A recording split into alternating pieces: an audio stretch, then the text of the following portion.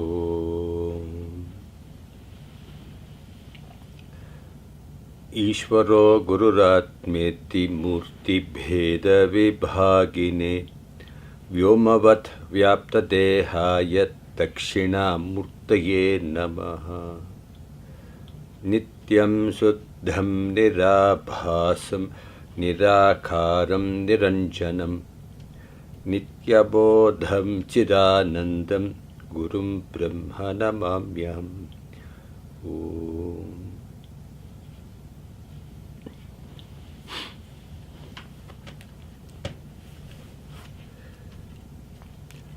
So we saw, I am there, the world is there.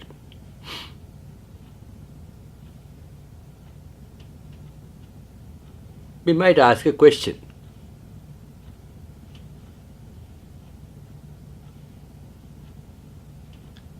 Why am I put in this world? Why am I there in this world? Why this world? Why not a different world?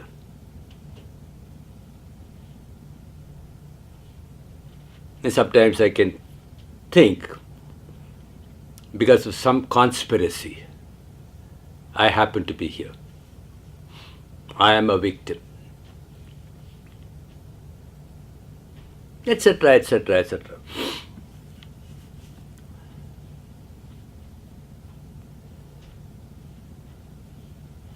Though in the previous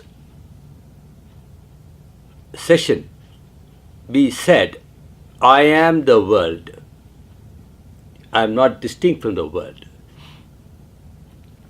That's only to knock down that sense of segregation that is there. It's not to say that you are the world and therefore what the pillar is you. The pillar is. But the presence of a thing brings in a sense of limitation. And that sense of limitation ties me down, shackles me. So to knock down that, we said, you are the world.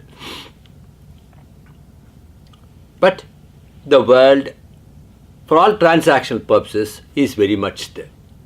You can see, hear, smell, taste, touch. They are available for your senses. They are available for your mind. They are available for all the transactions. The world is Artha Kriya Shali. There is hunger, I go for food. There is food in the world, I make use of it to appease my hunger, irrespective of what the meaning of the word hunger is. There is a thirst for whatever it is, and I seek the world for quenching my thirst.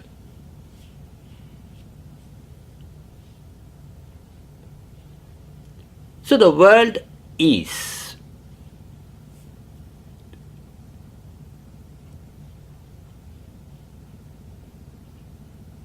Generally, when we listen to spiritual topics and there's a discussion about the world, generally the world is spoken of as an illusion. The moment you speak about the world as an illusion, then a question comes in, how can that be an illusion? I cannot get anything from the rainbow. In the sense, I want to paint my house blue. I can't go to the rainbow and collect all the colors and then come back and paint the house.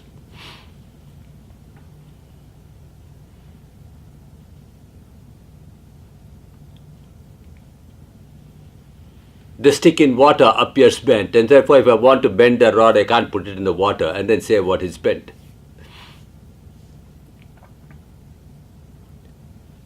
It appears. But the world is not like that. It's not like the rainbow or the stick being bent when it's in water. It seems to have a reality. So how can it be an illusion? That's because we have used the wrong word, illusion. The world is there as long as you are seeing the world. As long as there is a cognition of the world is there. A thing is only when you cognize it. If you don't cognize it, then the thing is not.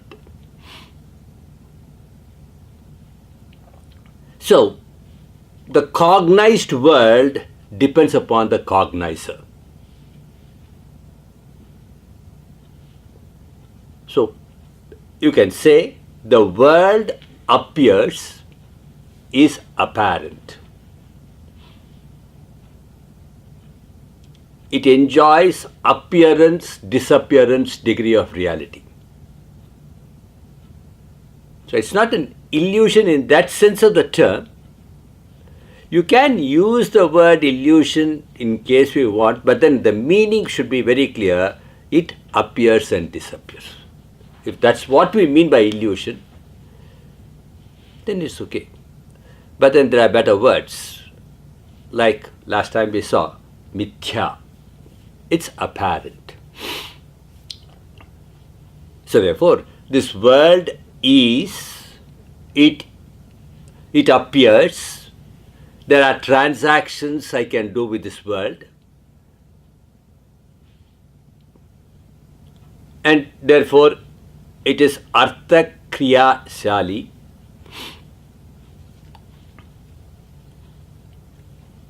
And anything that is artha kriya shali seems to enjoy an utilitarian value.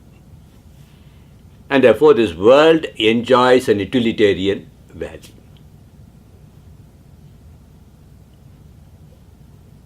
In traditional or in technical terms, we say it enjoys transactional reality.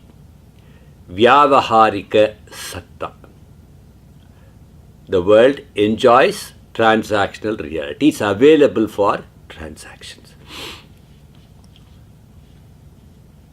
Just as me, the individual, is available for transactions, enjoys a transactional reality, the world also enjoys a transactional reality.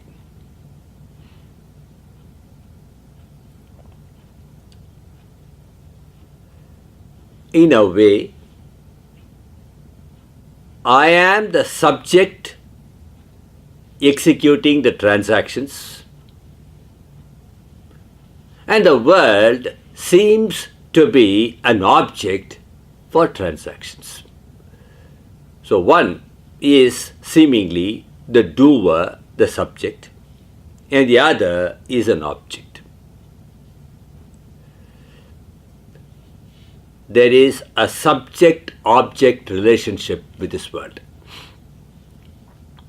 And therefore, both enjoy the same degree of reality. This individual who is doing things in this world enjoys transactional reality, and all the activities that are being done in this particular field, that field also enjoys transactional degree of reality. Both enjoy vyavaharika satta.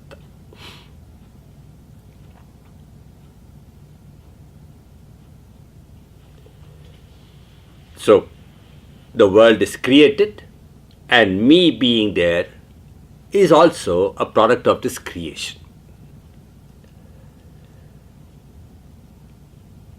And once I say the creation is there and I am there, both are created, any creation presupposes a creator.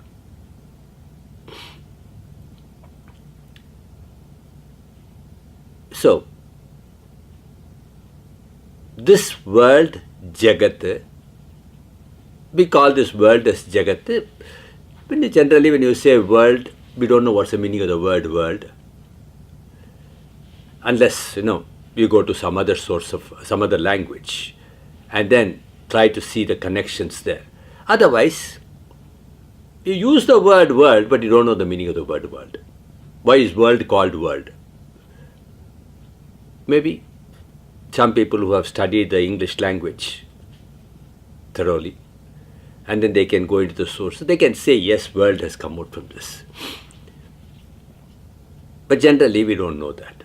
It's called world, we accept it as world. When you say Jagat, Jayate Gacchati iti Jagat. Yeti Gacchati iti Jagat. It's born and it goes away. Anything that is born and subject to rolling away is called Jagat.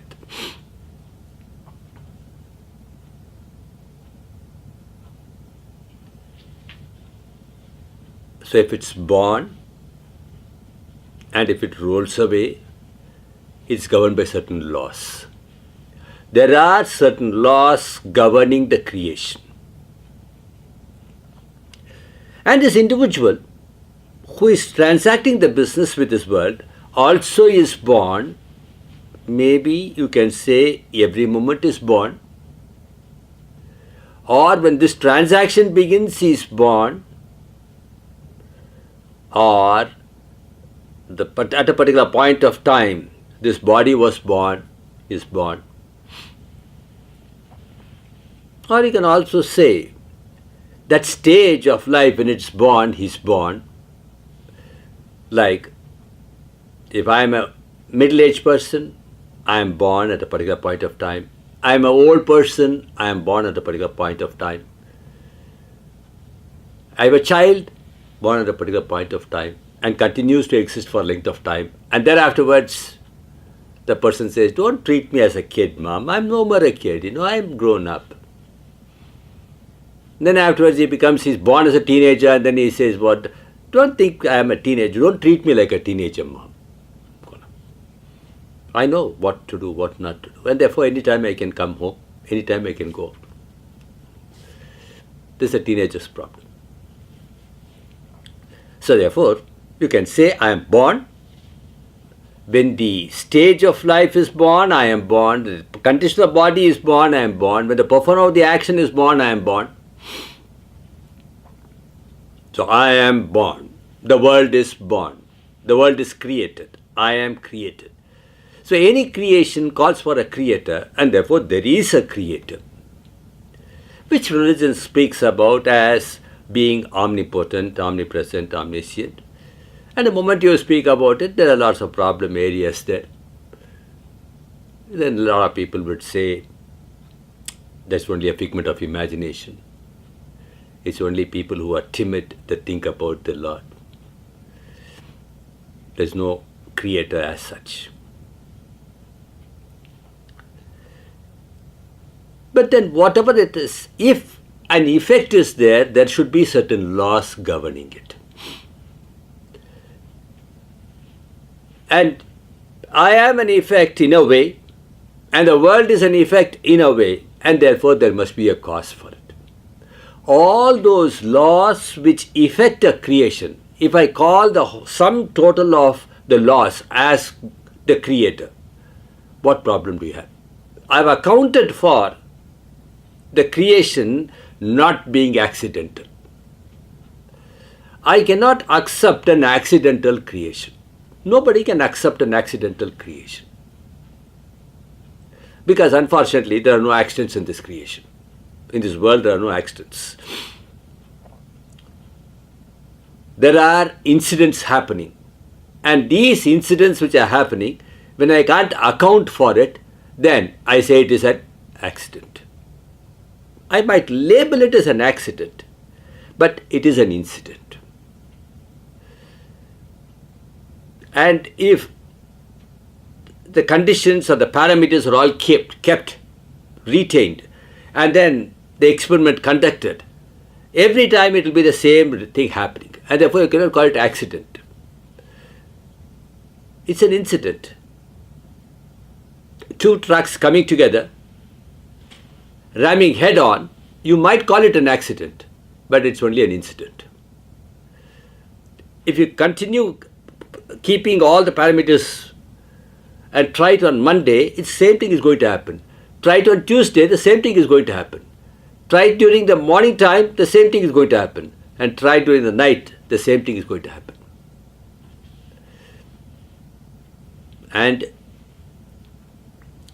if you are a traditional Hindu, you can say in the regular months it will happen, the same thing will happen. On Adhika Masa also, the same thing would happen. So thus, technically I cannot call an accident, and even if I call an accident, I mean only it's an incident. So therefore, this creation is governed by certain laws, and the sum total of laws with the controlling power in it, supposing I call it as God, supposing I call it as creator, then definitely there should not be that much of an objection immediately.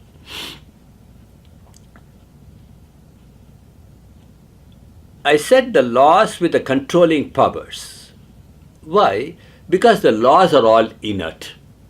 You can see the law, you can arrive at the law, like even the gravitational law, like even Einstein's law, like even Dalton's law. The laws are all there, they are all inert. And all the laws are governed by certain other laws, and those laws are governed by certain other laws. Therefore, you will find what? Every law has a cause, and every law itself becomes an effect.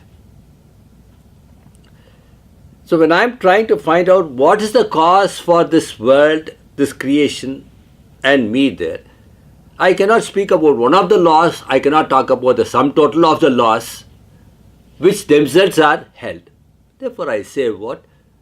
The one who is all the laws with the controlling powers in it, if I call that power as God, then we should not have a problem. A lot of other issues are going to be there, we'll look into it much later. So therefore, there are laws governing the creation, and those laws which are not governed by any other law, which is indeed the subject of the law, I call it the Lord God. In other words, if I use a Hindu term or Indian term, Hindi or Sanskrit term, Ishvara, when I say, then some certain things can be accounted for. So, Jagat is the world, Jiva is the individual, and there is Lord, God, whom if we call Ishvara, it becomes little more clearer. Just as we had problem with the word world, similarly you have a problem with the word God. The moment you ask me what is God, then, well, I can give some synonym, etc. But then I can't explain the word God. What's the meaning of the word God? Well, I can write G-O-D. Then what's G-O-D? What does G stand for? What does O stand for? What does D stand for? God knows. Whereas supposing I use the word Ishvara, the one who is the ruler, in a way you can say the ruler. The ruler is called the ruler only when the ruler rules without becoming ruled. Supposing that's the simple meaning you give for the word Ishvara, though there are other areas where you got to look into. But if I accept that there is an Ishvara, the Lord is called as Ishvara, then I can account for this creation and me being there. So therefore, there are three topics: Jiva, Ishvara, Jagat. This person is alive because he is alive and kicking, carrying on the transactions. We use the word Jivaha, though technically there are a lot more things to it. We'll see that sometime later. And this world is born and it's going. It's available there as an object for transactions. It's called Jagat.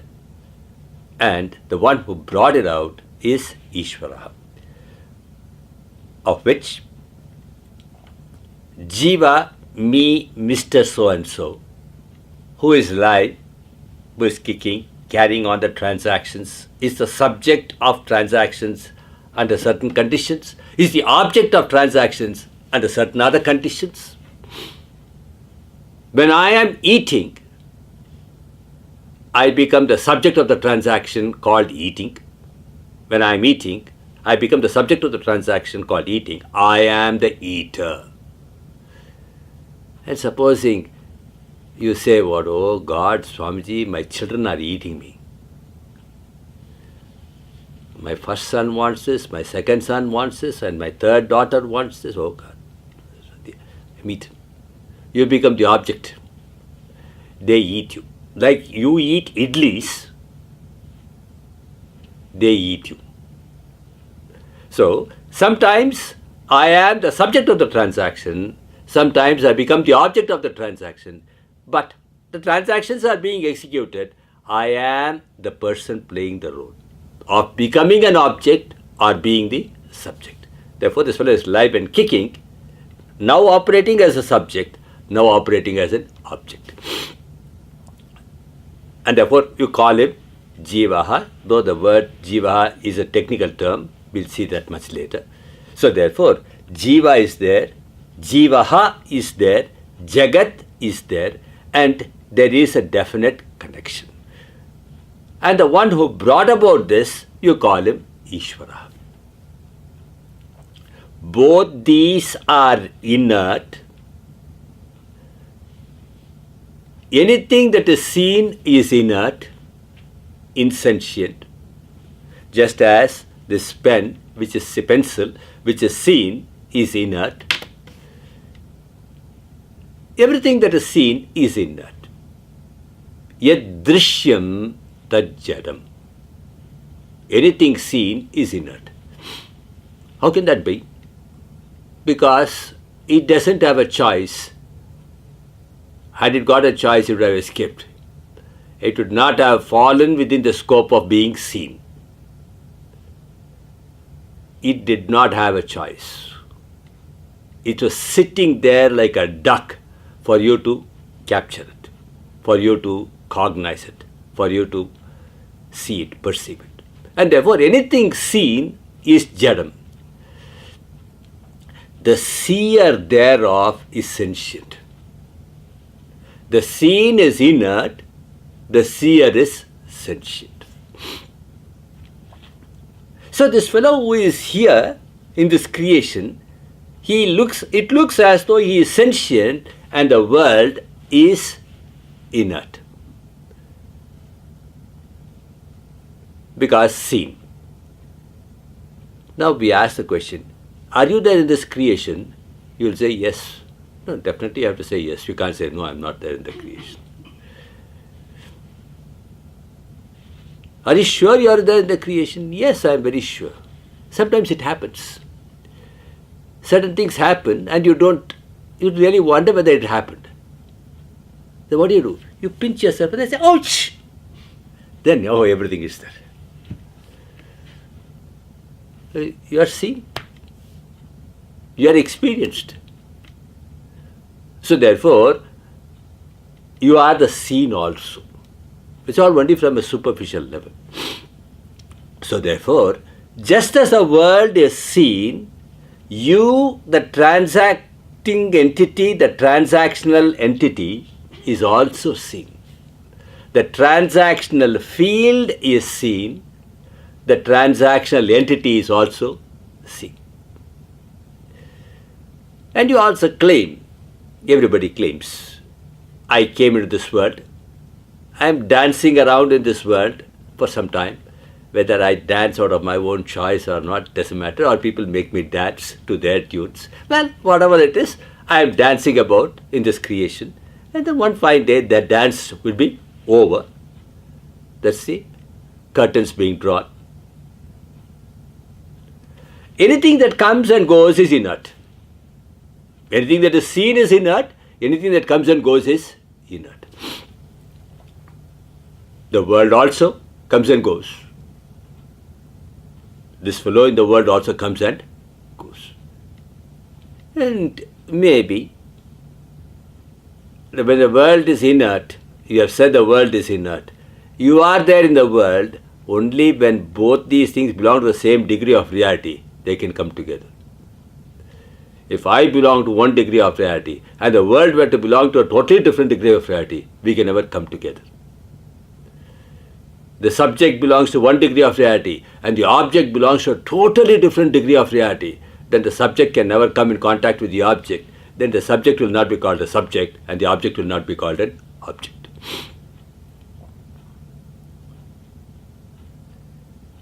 Right now, supposing you are hungry, what do? It all depends. You go buy food or buy material for food. Why do you want to buy the material? So that I can make the food. Why do you want to make the food? So that I can eat. But why do you want to eat? So that I can get my hunger appeased. You know food is going to appease your hunger. Your hunger belongs to one degree of reality and the food also belongs to the same degree of reality, and therefore supplying the food to the place where the hunger is, don't bother about the language. Your hunger can get appeased. Supposing the food were to belong to a totally different degree of reality and hunger were to belong to a totally different degree of reality and you were to belong to a totally different degree of reality, then definitely your hunger is not going to be appeased by the food, or your thirst is not going to be quenched by the water there.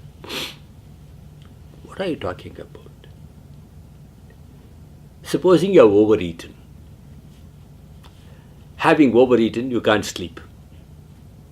Because you are so tired, maybe you just lie down,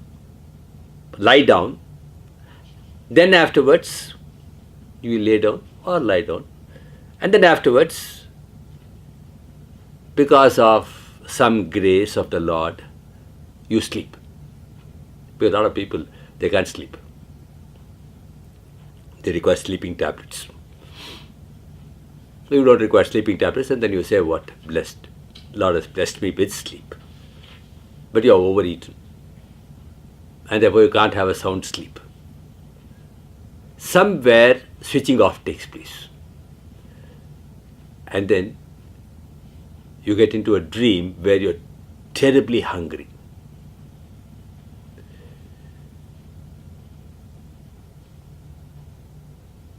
And you are unfortunately in a one room,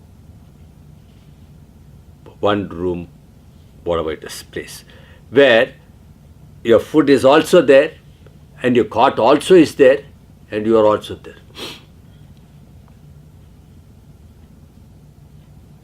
And supposing you have got a student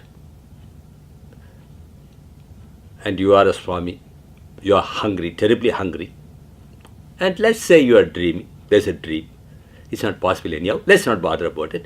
Let's say you are dreaming, lot of food is there, and you are screaming, you are shouting because you are so hungry, and the student gets all the food ready and keeps it. The food that is there, the smell is also there. Still, I tell you, the food is not going to appease the hunger. Why?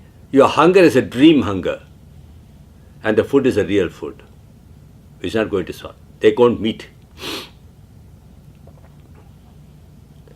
So the person has to come in the dream, bring the food in the dream, and then give it to you, and then you, the one who is dreaming, they are very hungry, should eat that food, and then afterwards your hunger can get appeased. Or you are terribly hungry. You are awake You're terribly hungry. Then there's a student, or let's say your own wife. She is a very great devotee. Whether it's devotee or devotee, doesn't matter. And she knows there are two types of puja that can be done. One is following all the protocols, maybe Panchanga puja, Panchopachara puja, Dashopachara puja, or Shodoshopachara puja. So she does that puja.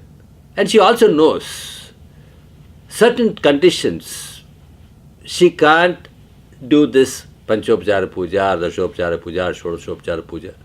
She's traveling. What puja she can do? Then she says what? Oh yes, still I can be with my Lord. After all, I require only excuses for me to be with my Lord. I seek for excuses to be with the Lord. A lot of people seek for excuses to move away from the Lord. Any enjoyment I want to go. But this person seeks excuses for being with the Lord. A Hindu does it. Hindu always seeks excuses for being with the Lord. That's why Sunday is Lord's Day, Lord's Son's Day. And then Monday, oh God, one more God. Tuesday, one more God. Wednesday, one more God. Thursday, Friday, Saturday, one more God. Every day is an apology for being with the Lord. And even that day also is divided, fragmented. Again, an apology for being with the Lord. Okay, fine. And therefore this lady, the wife, when she hears her husband is hungry, she says, there's another form of puja I can do.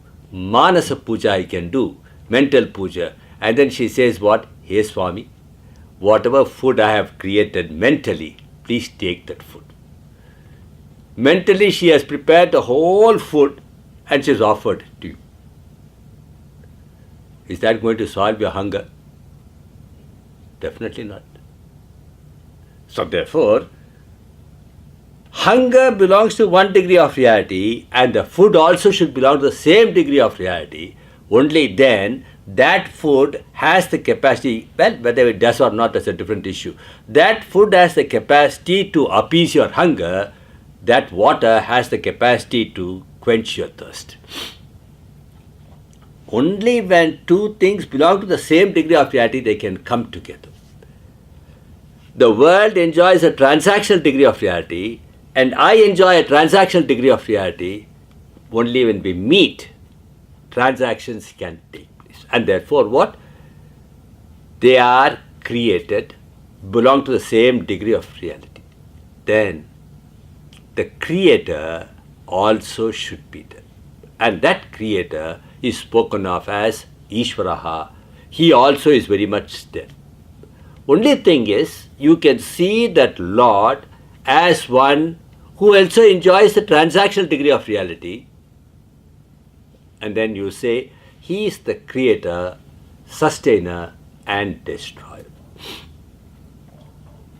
Ishvara is indeed taking care of three departments. And what are the three departments? Creation, sustenance and destruction. Or you can say that creator, sustainer, destroyer, all the three are indeed one power, and you can say Ishvara. Therefore, Jiva, Ishvara, Jagat, these are three things. I am abusing the word. I said there are three things, I said.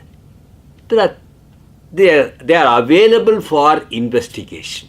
They are available for inquiry. And therefore, I said there are three things. Jiva, Isha and Jagat.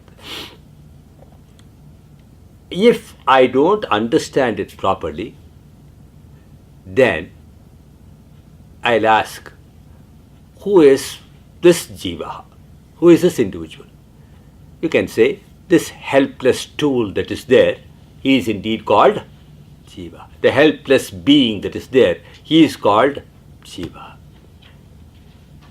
Then, what is the world, that field in which this fellow is placed? It's called world. And then who is that creator? Who is the Lord? That merciless character who has put me in this particular field. I got complaints regarding the Lord. Why did the Lord make me like this, etc., etc., etc.? If the equation is properly understood, this very understanding brings out a beauty out of me, and that very action turns out to be a blessing unto me. If that misunderstanding is there, all that I can have is only complaints, blaming, etc. Therefore, we'll have to look into, briefly I have seen there is a creator, there is a creation in which the individual, the jiva is there and the jagat is there. What is the relationship that is there? This we'll have to look into. Maybe in the next session we'll look into what is the sambandha that exists between jiva, Ishvara and jagat, if at all there is any. If there is no relationship, then you can't account for all these things. And one more thing is going to be there. You'll say what? Worshipping, etc., devotion, etc., is only a sign of weakness. Is only because of your superstition, etc., are going to be there. So, is there a definite connection or is there no connection at all? If there's a definite connection, what is that connection has to be looked into? Well, this we shall look from one angle, very, very superficial angle. But later, when you look into who essentially am I, who fundamentally I am, what is this creation which I called, what is it essentially? And who is that Ishvara essentially? Then you'll find what? All the three resolve into one. That once all the three resolve into one, and that obtains as the I in me, if I can appreciate that, if I understand that through the help of the Shastra, then there'll be a fullness in life. The fullness is not as a result of accomplishing something, or that fullness is not as a result of getting rid of something. That fullness is as a result of you being there. You are that fullness, and that fullness is indeed your essential form. This is exactly what the Shastra has got to reveal, which we'll talk about later. When I say Shastra, I don't mean just a bundle of old teaching or just a bundle of old ideas. Don't go to make Shastra. Generally we say, oh, don't tell me all those Shastra, I don't. Old Shastras. The word Shastra is a very beautiful word. That Shas, the word, Shams, the word, from that the word Shastra has come out. A body of teaching. And teaching reveals, unfolds. So, if there is an unfoldment of what exactly is the truth of the creation, what exactly is the truth of this individual, what exactly is the truth of the creator, and once the truth is appreciated, there is only one truth, and once that is appreciated, then one discovers the fullness in oneself, as oneself. Then all that has got to be done is carry on the transactions. Whatever transactions are there, let them be executed. The transactions are not going to be for fullness, but today the transaction always for something. And therefore, we'll have to see first, in the next issue, we'll see, is there a certain connection between all this? Is there a definite connection between Jiva, Isha and Jagat? And then we shall try to see them from a little more deep angle. Om Purnamadah Purnamidam Purnat Purnamudachyate Purnasya Purnamadaya Purnameva Vashishyate. Om Shanti Shanti Shanti.